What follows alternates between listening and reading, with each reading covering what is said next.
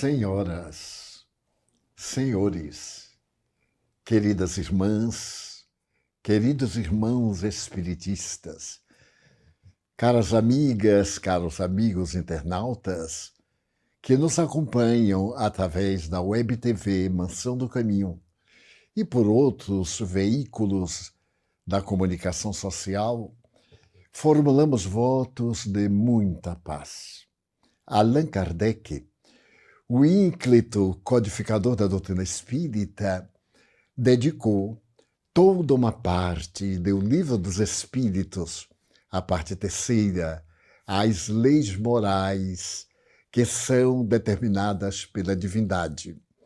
E causa-nos uma bela surpresa intelectual e emocional constatar que as leis morais do universo estão centradas na lei natural, a lei de amor, preconizada por Jesus Cristo.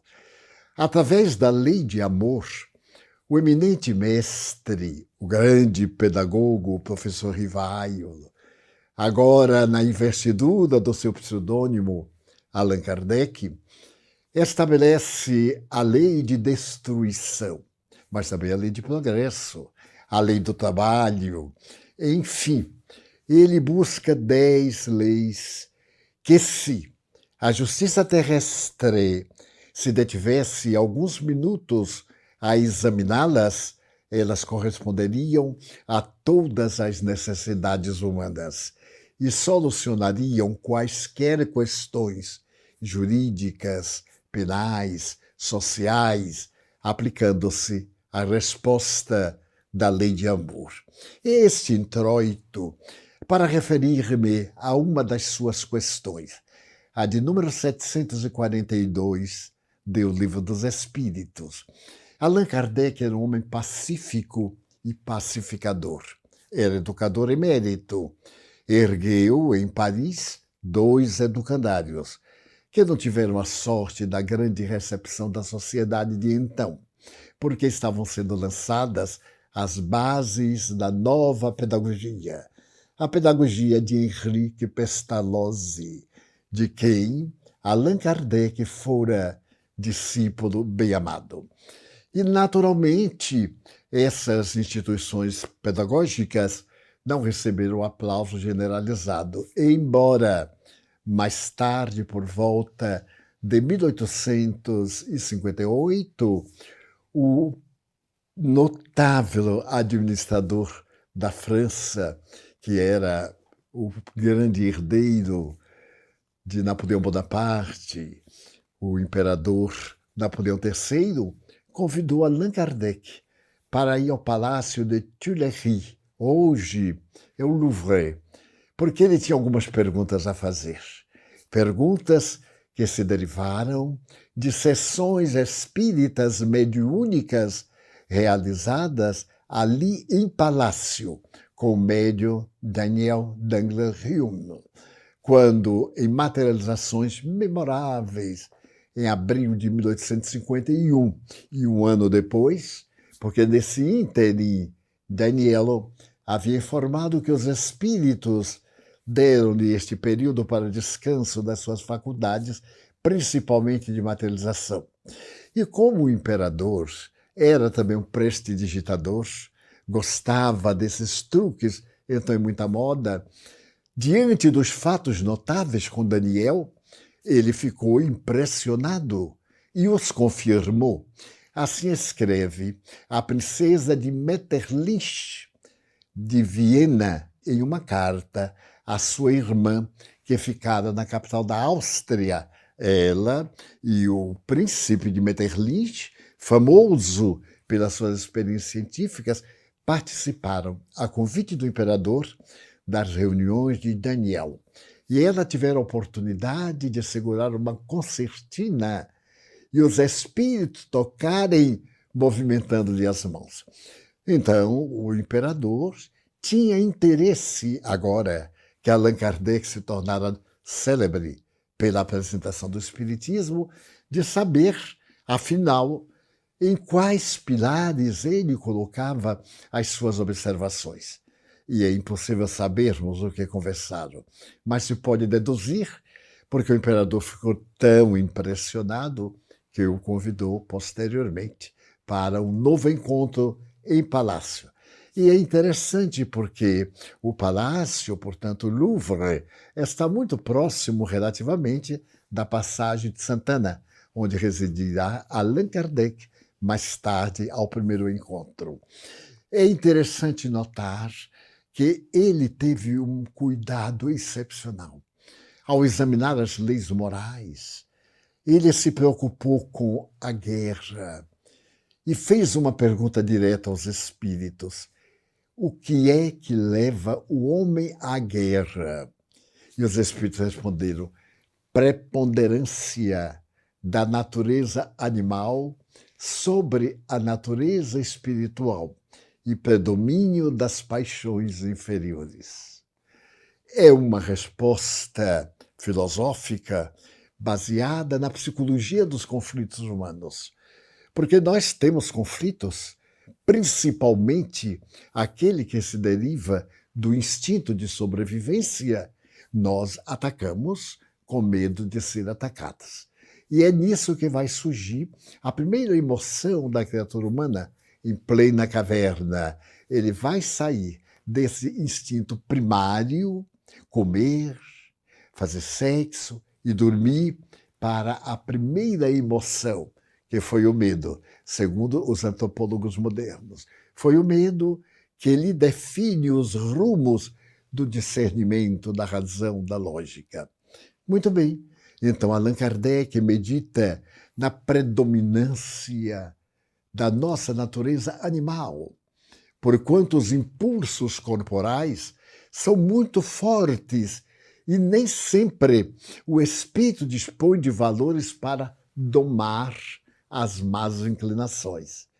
É um retorno à Terra trazendo os instintos básicos. Nós retornamos para corrigir as imperfeições e, naturalmente, adquirir emoções novas, novos aprendizados. Allan Kardec volve a pergunta: e que pretende Deus com a guerra? Eu vou elastecer a resposta porque é maravilhosa. Desde que nós não obedecemos à lei natural, à lei de amor, a divindade permite que as nossas paixões obriguem-nos a reconhecer a nossa fragilidade. Quando me recordo de Adolf Hitler, no grande encontro que ele teve em Nuremberg com a juventude hitlerista, 50 mil jovens entre 14 e 18 anos, que foi um dos momentos mais impressionantes do Terceiro Reich, ele disse: sejam detestados, que as botas nazistas por onde passem provoquem o ódio. Elas não necessitam de compaixão nem de amor, porque nós somos o mundo do amanhã. E declarou que a doutrina nazista governaria o mundo pelo menos 1000 anos. No entanto, esqueceu da sua própria fragilidade, da organização física que traz os instintos, mas do ser que somos, obrigados pela lei do progresso a transformar de pedra bruta em arcanjo transcendente. E esse regime não demorou sequer 20 anos, porque por ocasião do seu suicídio, em 1945, no bunker na porta de Brandemburgo, em Berlim, termina o nazismo. Deixou uma herança macabra de alguns indivíduos que ainda preferem a lei de destruição à lei de amor, mas é transitório. O regime em si mesmo, que promoveu uma guerra na qual desencarnaram mais de 60 milhões de civis, fora os militares, praticamente chegamos a mais de 80 milhões, resultado de um homem atormentado. Poderíamos lembrar da tese de João no Apocalipse. Ele e os 4, Himmler, que era o defensor da raça pura, e os outros, que constituíam o quinteto da destruição da Terra, mas que se autodestruíram Nos cárceres de Nuremberg, 2 deles mataram-se. Traziam veneno embutido no dente. E ante a justiça mesmo humana, porém inspirada em Deus, não tiveram a coragem de enfrentar os males que produziram na Terra. E eu li posteriormente, por volta de 1970, em seleções do Reader's Digest, uma das mais notáveis periodistas norte-americanas e autora de obras, numa entrevista com Albert Einstein.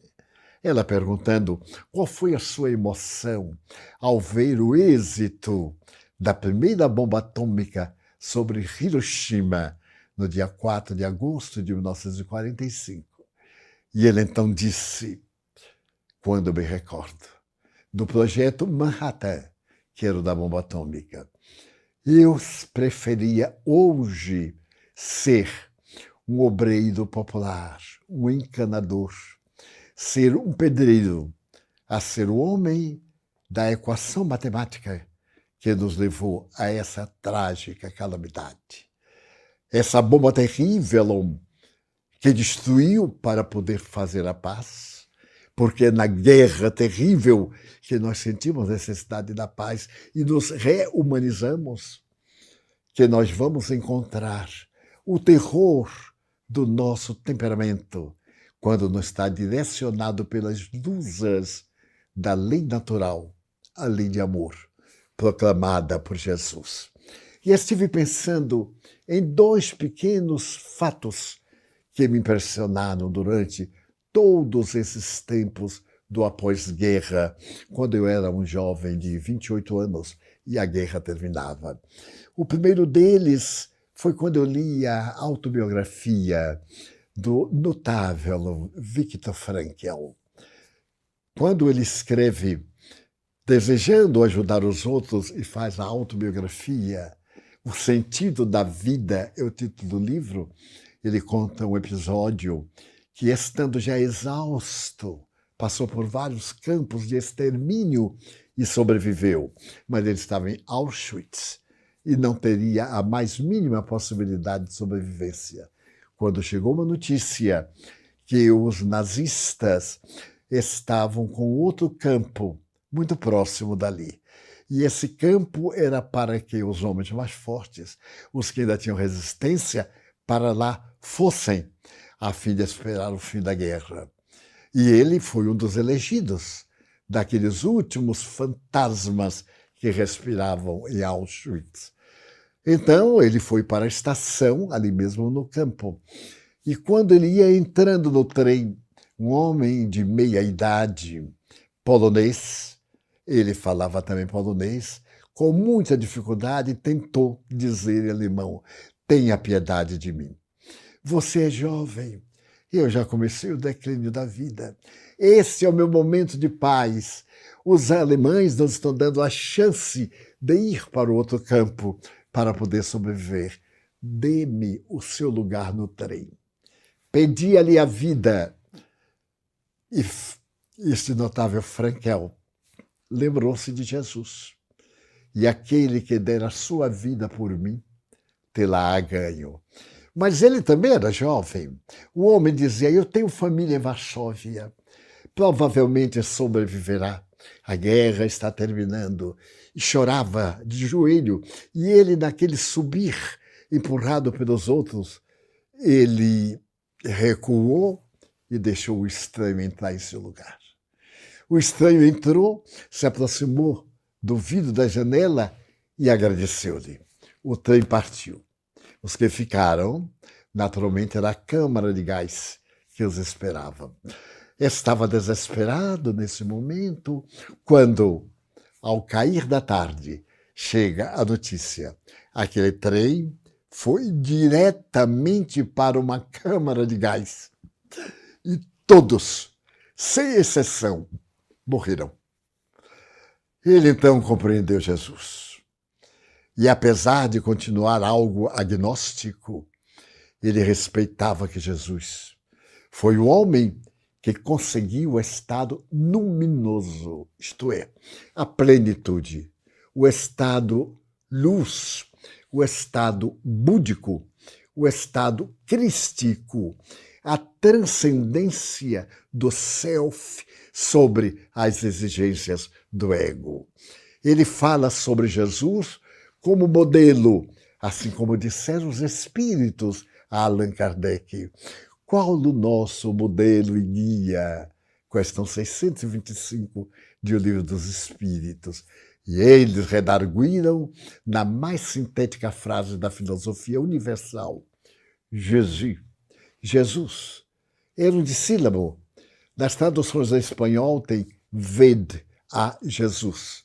Na tradução português, Jesus, e etc. Então nós vemos a perfeita sintonia deste homem notável, cuja vida se transformou numa terapêutica que vem atendendo a milhões de pessoas nestes dias tumultuosos, relembrando que ele próprio esteve à porta da morte, na chamada, aguardando o número da chamada, nessa expectativa, e conseguiu sobreviver quando os russos chegaram a Auschwitz. E em 5 idiomas diziam que estavam livres. E escreve o Azinov, um repórter russo, que de repente ele vê sair fantasmas que saem do subsolo, que saem das imensas construções, esqueléticos, desmaiam adiante. Não são pessoas, são restos de pessoas, os sobreviventes em ossos, e apenas o desejo de viver e lutar. Então, ele estabelece que esses que sobreviveram tinham um sentido para viver, tinham um objetivo para viver, porque o sentido da vida é amar. Se nós amamos a um ideal, se nós amamos a alguma coisa, como nos enternece a alma, esse amor, como nos dá vitalidade, como nos dá a razão para que nós sobrevivamos a todas as vicissitudes. Hoje, tão longe, perto da Segunda Guerra Mundial, cujos efeitos lamentáveis ainda estamos aturdidos padecendo. Quando vemos a França governada por um homem que se levanta contra Jesus, o ilustre presidente Macron. Quando vemos o anúncio de que as forças militares provavelmente podem rebelar-se contra essa atitude do materialismo dialético, do materialismo da sua visão socialista, extravagante e perturbadora, que tanto critica o Brasil, que tanto perturba o conceito da Amazônia, de lá de Paris, do grande conforto do palácio. É muito interessante, ali, naquela comodidade parisiense, falar de assuntos do ex-terceiro mundo ou de um mundo em desenvolvimento sem nunca ter provado a mínima privação. É muito fácil. E então Macron, neste momento, serve quase de paradigma na sua reação ao bom, ao belo, a cooperar com a destruição das igrejas, a naturalmente aceitar que os irmãos muçulmanos, na sua sexta-feira, têm o direito de fechar uma rua de Paris para celebrar o culto, possam vestir-se dentro do seu conceito religioso e negar que a figura religiosa da cruz de Jesus ou de quem for não deve ser obrigada nas repartições públicas. Portanto, é um partidarismo e apoiar outro sistema de vilegiatura material, diz a imprensa. São informações recolhidas na imprensa, não são opinião pessoal. Então é lamentável que neste momento de graves preocupações com a guerra contra Covid-19, estejamos experimentando tormentos de toda a natureza. A ciência trouxe a sua cooperação. Vacinas variadas aí estão para a seleção. No entanto, As políticas desastrosas no mundo têm transformado a questão de vacina em uma verdadeira tragédia. Meu Deus, eu me lembro de Seiban, com a imensa vacina da poliomielite, salvou milhões de crianças, de adultos. As vacinas contra a raiva, contra a pneumonia, e etc., salvando milhões de vidas. E neste momento, quando no Brasil, há 10 dias, nós atingimos o pico das mortes, 4.128 mortes em 24 horas. Graças a Deus agora está na descida, estamos com 2.000 e poucas, o que equivale a dizer que, se nós colaborarmos, se usarmos máscaras, mesmo que não queríamos, se evitarmos contato direto muito próximo, se ficarmos um pouquinho em casa, orando, trabalhando, lendo, assistindo películas significantes, desaparece o contágio. E, por fim, morre este terrível soldado de destruição que é o vírus, que a todos penetra em todos e que pode ameaçar a sociedade de extermínio. Então, cabe-nos a nós, os espíritas, que acreditamos neste chamado. Quem quiser vir após mim, tome a sua cruz. Eu já tenho a minha cruz, que a carregava. Quando eu encontrei Jesus, não foi necessário tomá-la. Eu simplesmente aprumei-a no ombro e comecei a segui-lo. E o peso da cruz, como poderia escrever Giovanni Papini, na sua bela obra As Testemunhas da Paixão. Ao ralar-me o ombro, fez que um suave perfume descesse com o sangue. Então, a cruz do amor, a cruz da solidariedade, a cruz do vale a pena dirigir-me a vós outros, a vós outras, irmãs e irmãos, pela progenitura divina, porque temos apenas um Pai, que nos tirou do Egito, da casa da escravidão, como diz o primeiro mandamento, e que nos ama e nos pede em resposta devolver o amor. Então, neste momento tão grave, o amor tem um sentido profundo em nosso sentimento, um convite à solidariedade, um convite à alegria. Quando perguntaram a Madre Teresa como é que a senhora convive com rancenianos, abraça-os, beija-os, com leprosos, tuberculosos, e não contrai nenhum vírus, nem outro, terríveis, destrutivos. Qual é o medicamento que a senhora toma? Ela parou e disse, nunca me dei conta. Simplesmente eu amo. E então, eu recordo daqueles que na Galileia ouviram a despedida, aqueles 500, ide e pregai. Mas o pregai de Jesus é fazei o bem, vivei, ensinai pelo exemplo, gritai a palavra e atuai pela dedicação. As serpentes não vos farão mal. O apóstolo Paulo é picado por uma serpente venenosa em uma ilha deserta e simplesmente passa a mão no lugar. Todos no barco que naufragou e ali estão, aguardam-lhe a morte. E ele nunca esteve tão vigoroso, senão depois do veneno do ofídio cruel.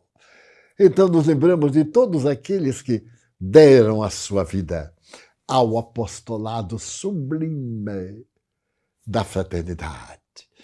Então, eu desejo saudar em vós outros os trabalhadores do bem. Não importa o nome da vossa fé, mas é muito importante saber que a vossa fé produz para o bem, se reproduz para o bem, e é uma mensagem de bem. Faremos a nossa pausa para atender às questões que nos serão formuladas.